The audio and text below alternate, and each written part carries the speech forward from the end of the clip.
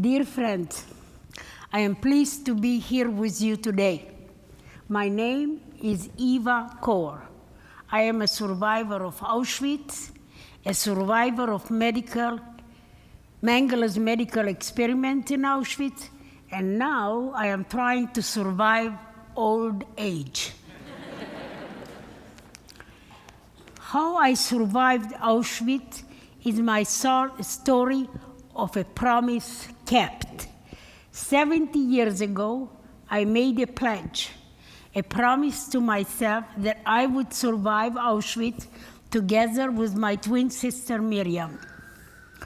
My family was deported directly to Auschwitz on a Hungarian transport from Transylvania, Romania, which was occupied by the Hungarian army. In my family was my father, Alexander, age 44, my mother, Jaffa, age 38, my older sister, Edith, age 14, my middle sister, Alice, age 12, and my twin sister, Miriam, and I, age 10. We had been traveling for 4 days in an extremely crowded condition when our cattle car came to a sudden stop. As soon as we stepped down from the cattle car, my mother grabbed my twin sister and me by the hand. We were her youngest children, and she hoped that as long as she could hold on to us, that somehow she could protect us. I will never forget that little strip of land called the selection platform, measuring 85 by 35 feet. There is no other strip of land like that anywhere on the face of this earth, where millions of people being ripped apart from their families forever. We had been standing on the selection platform for about 10 minutes, and in my childish curiosity, I looked around, trying to figure out what this place was, when I realized that my father and two older sisters had disappeared in the crowd. I never saw them again. We were holding on to Mother as a Nazi was running and yelling in German, "Twins, twins." We did not volunteer any information.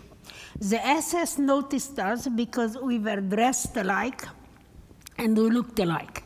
He asked my mother if we were twins. She replied, "Is that good?" When the Nazi said yes, my mother said yes. And at that moment, another Nazi came, pulled my mother in one direction, us in the opposite direction. We were crying, she was crying. All I remember is seeing my mother's arms stretched out in despair as she was pulled away. I never even got to say goodbye to her.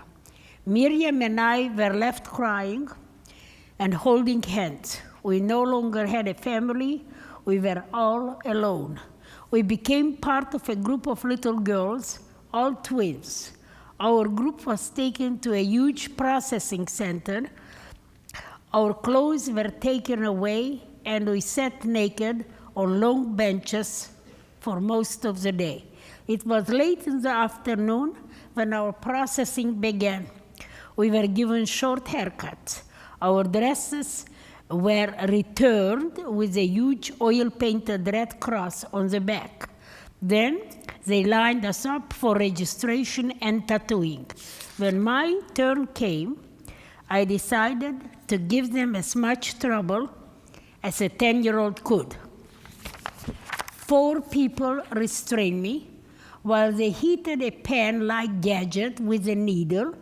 The needle was heated over the flame of a lamp, and when it got hot, they dipped it into ink, and then they burned into my left arm, dot by dot, the capital letter A, dash, 7063.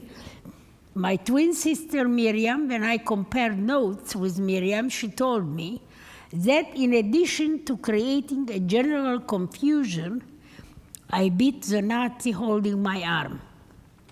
I am sure that I was capable of it, but I don't remember biting anyone. I was raised to be a nice girl, and as we know, nice girls don't bite. So I must have blocked it out of my mind. Auschwitz was the only Nazi camp that tattooed its inmates. My husband, Michael, who is a 4-year survivor of Buchenwald, does not have a tattoo. Once we were processed, we were marched throughout the camp and taken to a barrack that was a wooden modular horse barn, filthy and crude. It was divided in two by a brick bench with a walkway on each side and 3-story-high bunk beds. Our bunk bed was on the bottom, and since we hadn't slept in 4 days, we tried to get some sleep. But human beings cannot function after such a traumatic day. I couldn't sleep, and I kept tossing and turning, and as I was tossing and turning, I noticed something big and dark shapes moving on the floor. I counted them, and when I got to 5, I jumped up screaming, "Mice! Mice!" But these were very big mice. A girl from the top bunk bed said, "Silly kid, these are not mice, they are rats." And they are everywhere. Now we really couldn't sleep, so we went to the latrine. There on the filthy latrine floor were the scattered corpses of 3 children. I had never ever seen anyone dead before, but to me it was clear that it could happen to us unless I did something to prevent it. So right then and there, I made a silent pledge, a promise to myself that I would do anything and everything within my power to make sure that Miriam and I would not end up on that filthy latrine floor, that somehow we would survive and walk out of this camp alive. After leaving the latrine, I put an image of Miriam and me walking out of this camp alive, hand in hand, and I never let go of that image until we were liberated.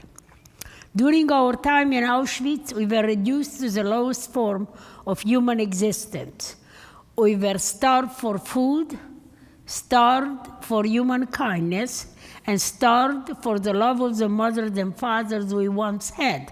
We had no rights, but we had a fierce determination to live one more day, survive one more experiment. We were used in a variety of inhuman medical experiments, including deadly injections. After one of those injections, I became very ill with a very high fever. I was taken to the hospital, hovering between life and death. I remember my promise, and I did everything in my power to live one more day.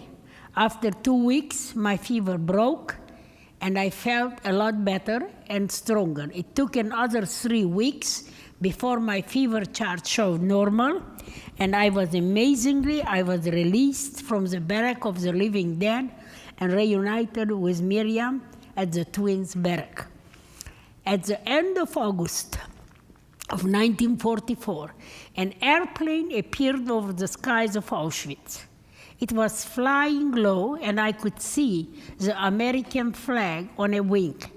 That gave me the hope that somebody was trying to free us, and hope in Auschwitz was in very short supply.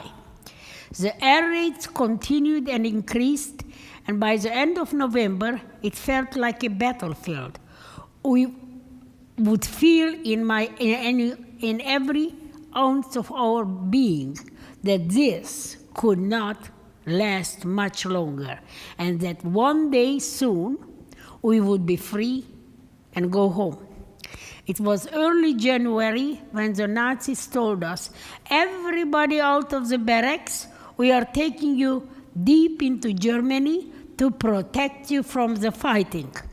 I decided that I didn't like the Nazis when they were winning the war. So they are probably going to be even meaner now that they are losing the war.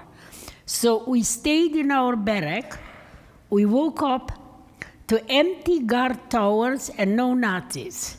There were about 8,500 inmates who did not go on that death march. We realized that we needed to get blankets, water, and bread. We called it organizing, which meant actually stealing from the Nazis. On January 18, 1945, 4 Nazis returned to Birkenau to blow up the crematorium, the gas chambers, and try to eliminate the evidence. Our barrack was set on fire, and when we ran outside, the same 4 Nazis were waiting for us, ordering us to march.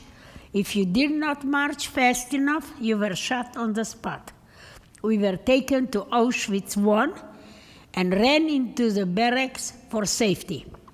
On January 27, 1945, at 4:30 p.m., Saturday afternoon, a woman ran into the barrack yelling at the top of her voice, "We are free! We are free!" I looked out the window, seeing nothing. I went downstairs to check out the rumor. It was snowing heavily. I stood there 30 minutes, but finally I could see people wrapped in white camouflage raincoats, smiling from ear to ear. And the most important part was they didn't look like the Nazis. They gave us chocolate, cookies, and hugs. This was my first taste of freedom, for me to realize that Miriam and I were alive, that my little promise to myself, that first night in the latrine, that Miriam and I would survive and walk out of this camp alive, became a reality. I kept my promise. We survived. We returned. I have learned many important lessons through my tragic life, and I want to share with you one lesson about forgiveness. I forgave the Nazis. I forgave everybody. If anyone would have asked me in 1993 if I was going to forgive the Nazis, I would have said, find a good psychiatrist, because you must be crazy. I was a very good victim. I was angry with the world. I hated everybody, and I yelled a lot. Nothing really happened to change that until Miriam died on June 6, 1993, from a rare form of cancer that the doctors believed was a result of the experiment. When I came home that day, there was a message on my answering machine telling me that Miriam had died. I had a desperate need to say goodbye to her, but they would not wait for me. The funeral would be within 10 hours, and there was no way for me to get there. I was left with a lot of pain, waking up many nights, unable to breathe, realizing that Miriam's lungs were filled with cancer. I knew that I had to do something in her memory. That is how I coped with pain. 2 years later, I opened Candle's Holocaust Museum in Terre Haute, Indiana.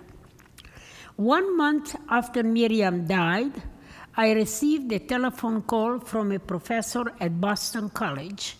He asked me to come and lecture to doctors at a conference in Boston. I told him I love to lecture to doctors because when I go to see the doctors, they tell me that I am too fat, I don't exercise enough, and then after then I have to pay them. So I would like to tell the good doctors what they do wrong, and after I choose them out, I look forward to them paying me.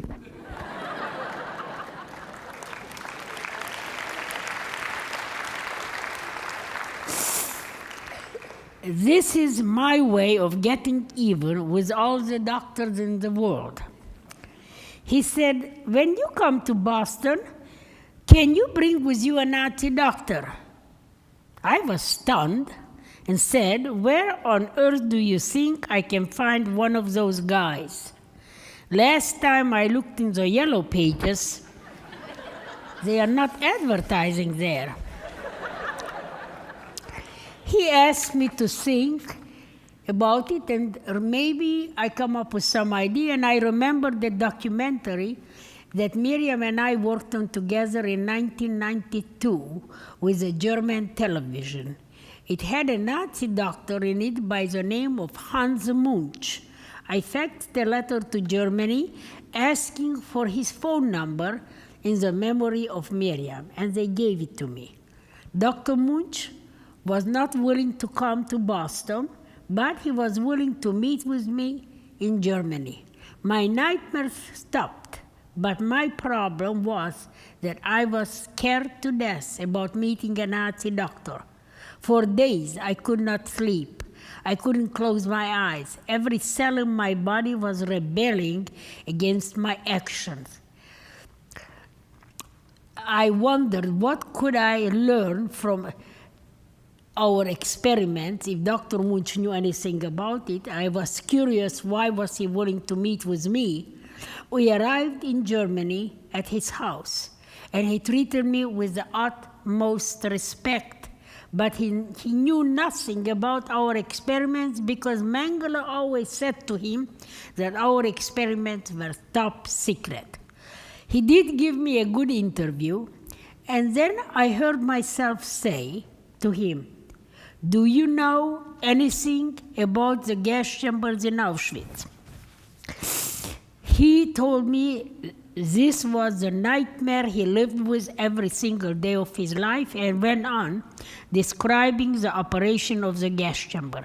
I never knew that the gas chambers operated that way, and I told him so, and this was very important information, and I asked if he was willing to come to Auschwitz and sign a document describing his first-hand account at the ruins of the gas chamber, so that if I ever met a revisionist or deniers, I could shove this paper in their face.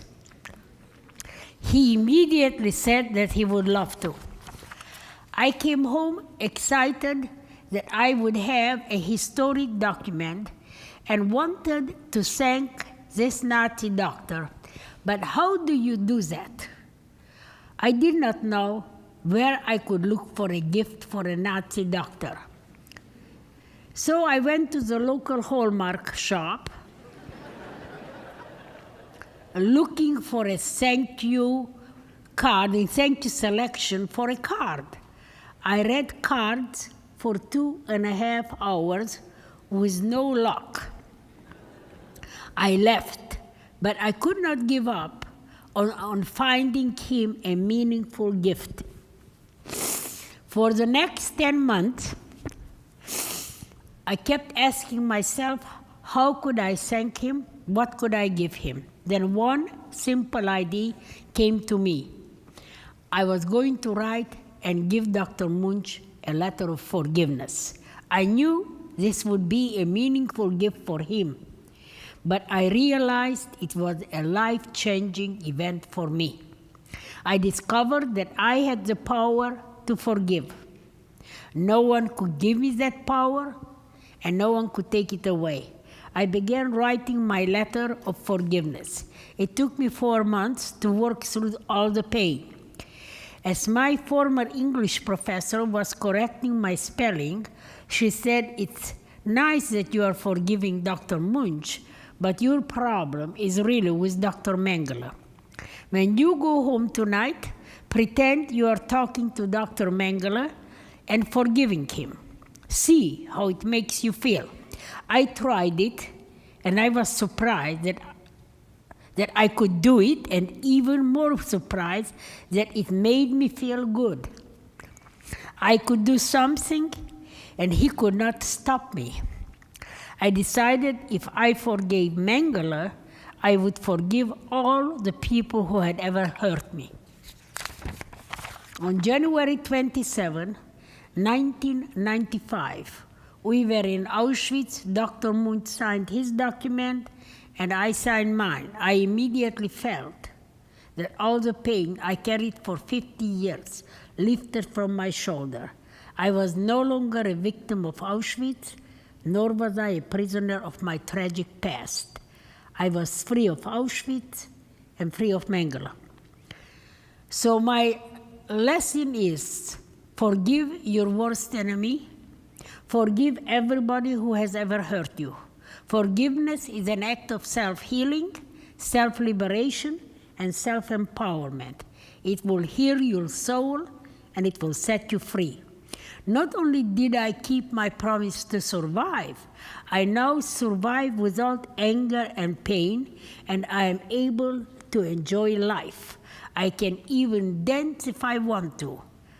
What happened in Auschwitz did not prevent me from being the person who I want to be.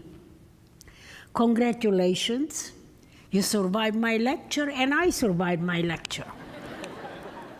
And if any of you want to talk to me or take pictures, you can meet me at Candle's booth. Thank you.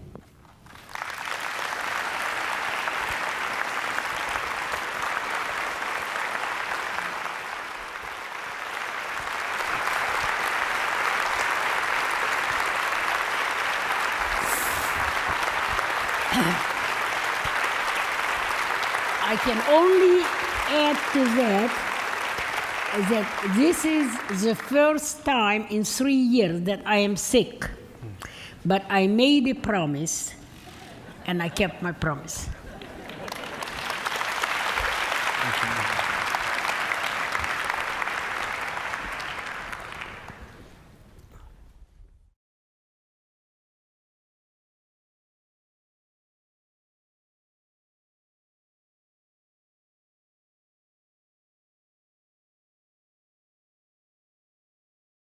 Extremely crowded condition when our cattle car came to a sudden stop. I could hear, as soon as we stepped down from the cattle car, my mother grabbed my twin sister and me by the hand. We were her youngest children, and she hoped that as long as she could hold on to us, that somehow she could protect us. I will never forget that little strip of land called the selection platform, measuring 85 by 35 feet. There, dear friends, I am pleased to be here with you today. My name is Eva Kor. I am a survivor of Auschwitz, a survivor of Mengele's medical experiment in Auschwitz, and now I am trying to survive old age. How I survived Auschwitz is my story of a promise kept. 70 years ago, I made a pledge, a promise to myself that I would survive Auschwitz together with my was running and yelling in German, twins, twins. We did not volunteer any information. The SS noticed us because we were dressed alike and we looked alike. He asked my mother if we were twins. She replied, "Is that good?" When the Nazis said yes, my mother said yes. And at that moment, another Nazi came, pulled my mother in one direction, us in the opposite direction. We were crying, she was crying. All I remember is seeing my mother's arms stretched out in despair, twin sister Miriam. My family was deported directly to Auschwitz on a Hungarian transport from Transylvania, Romania, which was occupied by the Hungarian army.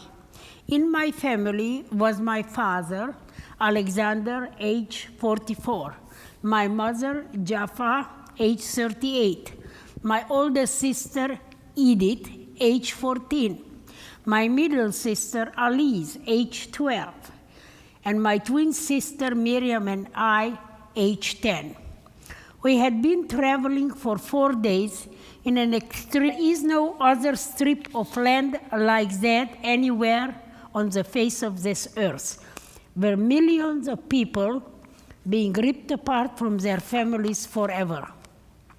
We had been standing on the selection platform for about 10 minutes, and in my childish curiosity, I looked around, trying to figure out what this place was, when I realized that my father and 2 older sisters had disappeared in the crowd. I never saw them again. We were holding on to Mother as a Nazi